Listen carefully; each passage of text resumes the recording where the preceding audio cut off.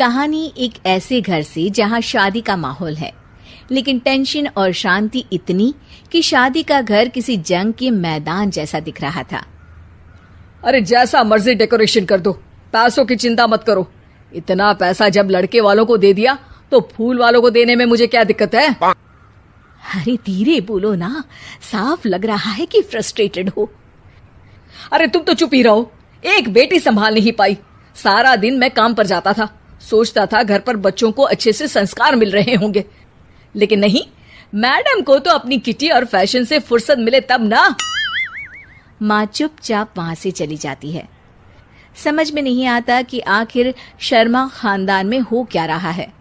कल तक चिड़िया सी फुदकने वाली शीना की शादी यूं अचानक एक मोटे काले लड़के से क्यों हो रही है?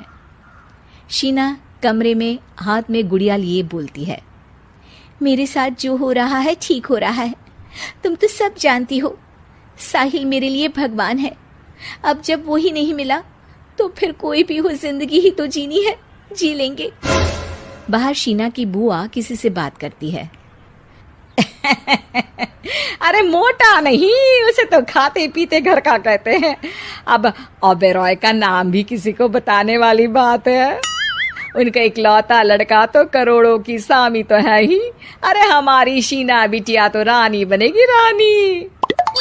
इन सब के बीच कहीं कोने पर शीना हाथ में मेहंदी सजाए बैठी थी और आंखों में आंसू सजाए। और वो समय भी आ जाता है जब शीना मंडप के नीचे हाथ में वरमाला लिए खड़ी होती है, लेकिन तभी अफरा तफरी मच जाती है। कोई कहता है, अरे लड़के की माँ को हार्ट अटैक आ गया। अरे अच्छी खासी थी, कैसे हो गया? अरे कहते हैं ना, किसी किसी लड़की के पैर अच्छे नहीं होते, हो सकता है कि मनहूस है ये लड़की। शीना पास खड़ी सब सुन रही थी। फिर शीना अपने कमरे में आ जाती है। शादी ये कहकर नहीं होती कि लड़की मनहूस है।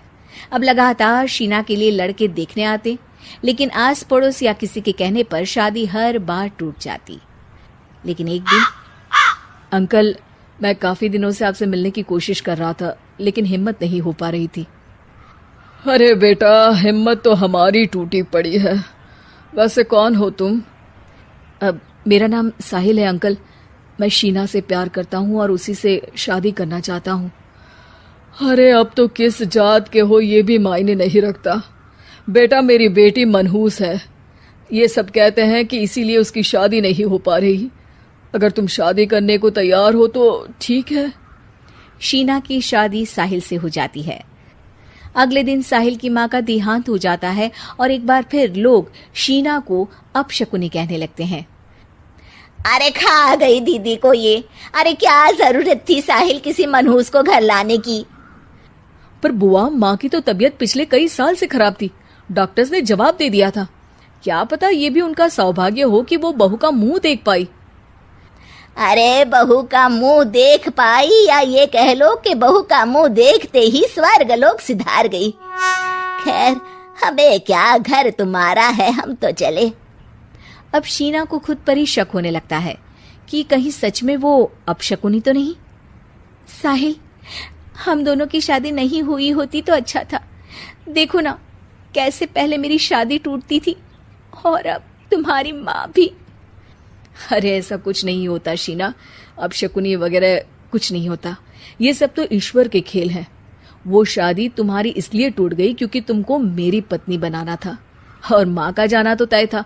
वो काफी बुजुर्ग थी, साथ ही एक ऐसी बीमारी से जूझ रही थी जिसमें डॉक्टर्स भी उन्हें नहीं बचा पाते।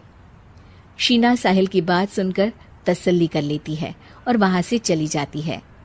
अगले दिन, शीना, अरे ओ शीना। क्या हुआ? उफ, कहीं फिर मेरी वजह से कोई नुकसान?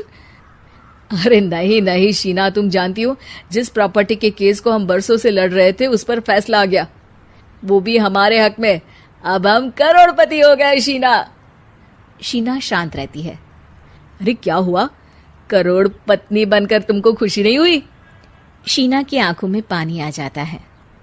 चलिए जी, कुछ तो अच्छा हुआ मेरी जिंदगी में आकर आपके साथ।